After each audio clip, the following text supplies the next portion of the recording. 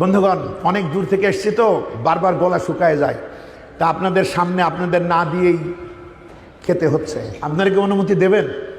আলহামদুলিল্লাহ, ঠিক আছে, মাঝে মাঝে আমি খাবো ইনশাআল্লাহ। আচ্ছা, চোখ দিয়েন না, চোখ দিলে পেট খারাপ হবে।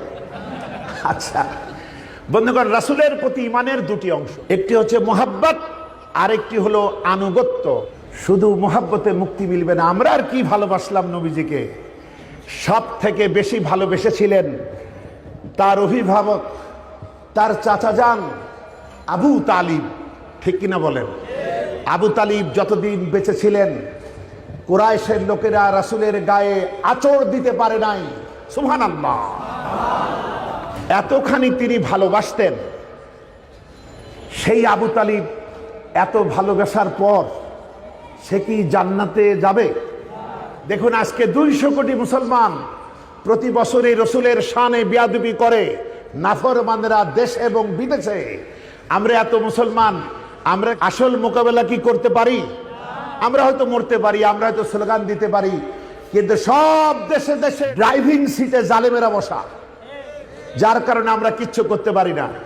অথচ আবু তালিব একাই মাক্কি জীবনে রসুলের জন্য যথেষ্ট ছিল। ঠিক কিনা বলেন? এত ভালোবাসার পরও আবু তালিব জাহান্নামে যাবে। আমাদের ভিতরে যারা চালাক আছে তারা বলতে পারে, না না না, ভালোবাসলে কি হবে, সে তো কালেমাই পড়ে নাই। আমরা তো কালেমা পড়ি। আমি জানি কেউ একজন মরলে আমরা 10,000 20,000 কালেমা পড়ি, ঠিক না? কিন্তু বন্ধুগণ, সাহাবীদের কালেমার সাথে আমাদের কালেমার পার্থক্য কোথায়? সাহাবারা একবার কালেমা উচ্চারণ করে কেবলা পাল্টাইছে। কেমন কেবলা? সাহাবীরা মুসলমান হওয়ার আগে ওদের নেতা কে ছিল? আবু লাহাব। নেতা কে ছিল? আবু জেহেল, আবু সুফিয়ান। কিন্তু যখন সাহাবারা কালেমা উচ্চারণ করেছে, নেতা পাল্টে যায় নাই। কোন নেতার পিছনে চলেছে? মুহাম্মাদুর রাসূলুল্লাহ সাল্লাল্লাহু আলাইহি ওয়াসাল্লাম। আমরা 10,000 বার কালেমা পড়ার পরও আমাদের অধিকাংশ আদমশুমারির মুসলমানদের কেবলা কি পাল্টায়েছে? চরিত্র পাল্টায়, আপনার কলেমা দেখায়। এইরকম আমাদের মতো আদমশুমারির একজন মুসলমানকে দেখায় যে কালেমাও পড়েছে, রাসূলের পিছনে নামাজও পড়ে, সহি তরিকার নামাজ, কোনো ভুলটুল নেই। ছেলেটার নাম ছিল বিশর, সরকারি দলের সদস্য। কারণ তখন মদিনায় ক্ষমতায় কে? মুহাম্মদ সাল্লাল্লাহু আলাইহি ওয়াসাল্লাম, অর্থাৎ মুসলমানেরা ক্ষমতায়। আর এই বেটা সুদিনের বন্ধু বিশর মুসলমান হয়েছে। আচ্ছা, আর বিরোধী দলে কারা আছে? ইহুদিরা। বিশর এই সুযোগে ইহুদির কাছ থেকে টাকা ধার করছে, রসুলের পিছনে 5 ওয়াক্ত নামাজ জামাতের সাথে পড়ে, রোজা করে, কিন্তু ভিতরটা শুদ্ধ হয় নাই। ইহুদির কাছ থেকে টাকা ধার করে টাকা পরিশোধ করে না। ধার নিছি এই কত, আবার শোধ দেব। বাঘের গলায় কি ঢুকছিল? একটা হাড্ডি। হা করে আছে। বাঘ বলল, হাড্ডি যে বার করতে পারবে তারে পুরস্কার দেব। বড় ঠোঁটওয়ালা সারস মাথা ঢুকাই বার করে বলল, পুরস্কার দাও। বাঘ বলল, বেটা বেয়াদব, তুই যে তোর মাথাটা আমার মুখের ভিতরে ঢুকাইছিলি, আমি যে কটমট করেছি ভাই নাই, এই তো তোর পুরস্কার। তে অতীতের এবং বর্তমানেরও কারো কারো এরকম বদভ্যাস আছে কিনা? ঈশ্বর টাকা শোধ দেয় না। ইহুদি বলল, চলো মুহাম্মদ সাল্লাল্লাহু আলাইহি ওয়াসাল্লামের আদালতে আমি তোমার বিরুদ্ধে মামলা দেব। বিশর বলছে, রসুলকে ডিস্টার্ব করা ঠিক হবে না, তার অনেক ব্যস্ততা আছে, বরং চলো তোমাদের নেতা ইহুদি নেতা কাব বিন আশরাফের আদালতে যায়। ইহুদি বলছে, বিশর তুমি কেমন মুসলমান? আমি ইহুদি হয়ে তোমার নবীর বিচার পছন্দ করি, আর তুমি আমার নেতা কাব বিন আশরাফের বিচার চাও, তুমি কেমন মুসলমান? বন্ধুগণ, খেয়াল করুন, বিশর জানে আমি মুসলমান, রসুল আমার নবী, কিন্তু রসুলের দরবারে ঘুষ টুস চলে না। আর আমি মুসলমান, ও ইহুদি, কিন্তু ওর নেতা কাব বিন আশরাফের আদালতে ও যদি আমার কাছে 50,000 টাকা পায়, আমি যদি আস্তে করে 10,000 টাকা কাব বিন আশরাফকে দেই, তাহলে বিচারের রায় আমি মুসলমানের পক্ষেই আসবে। ঠিক কিনা বলেন? ইহুদিও জানে যতই আমার নেতারা আমাদের ভালোবাসে, প্রকৃতপক্ষে নেতাগুলা আসলে টাকাই চেনে, ক্ষমতা চেনে, বিলাসিতা চেনে, আমাদেরকে চেনে না। নইলে কি সবাইকে রাখে পালায়? ফেরাউনের রেকর্ড ব্রেক, ফেরাউন সবাইরে সাথে নিয়ে মরছে।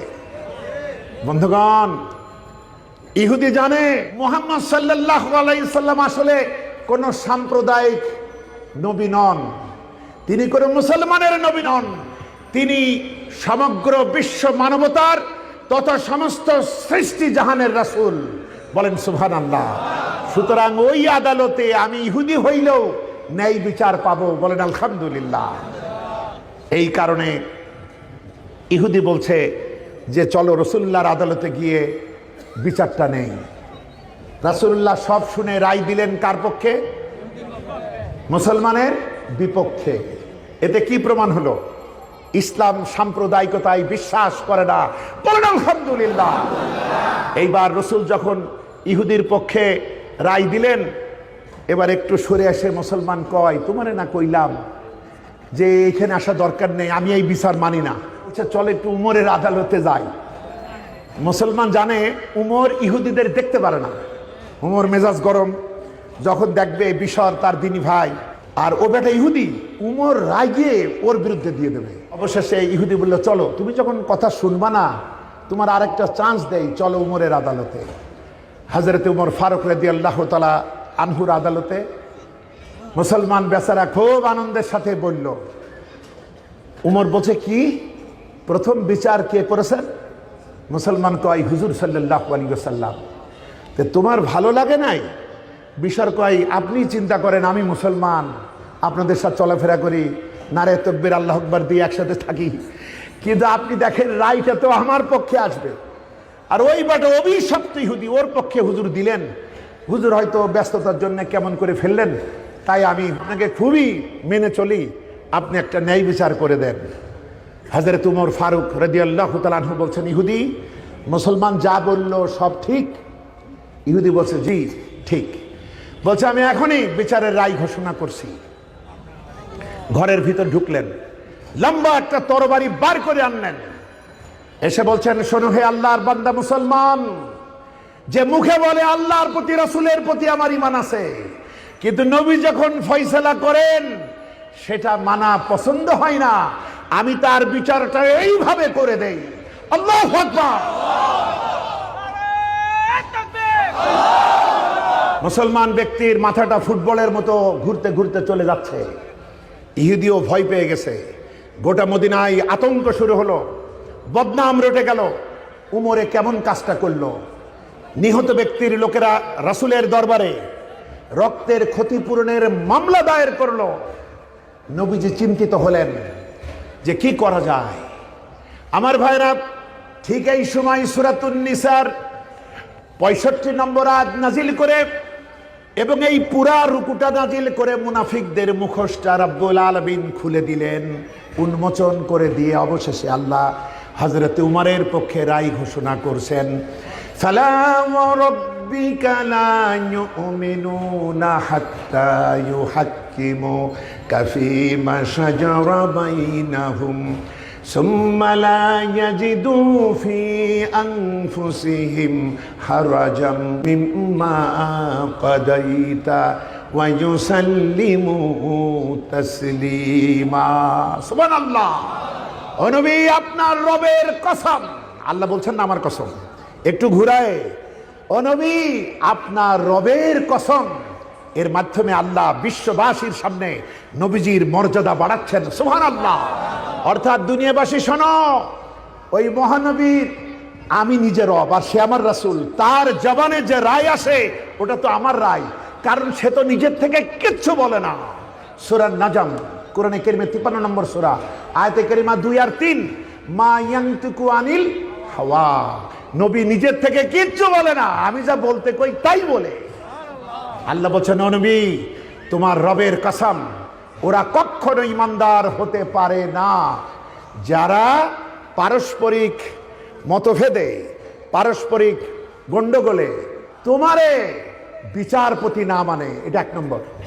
2 নম্বর, তুমি যে ফয়সালা করে দাও এটা মানতে যারা দ্বিধা দ্বন্দ্বে ভোগে।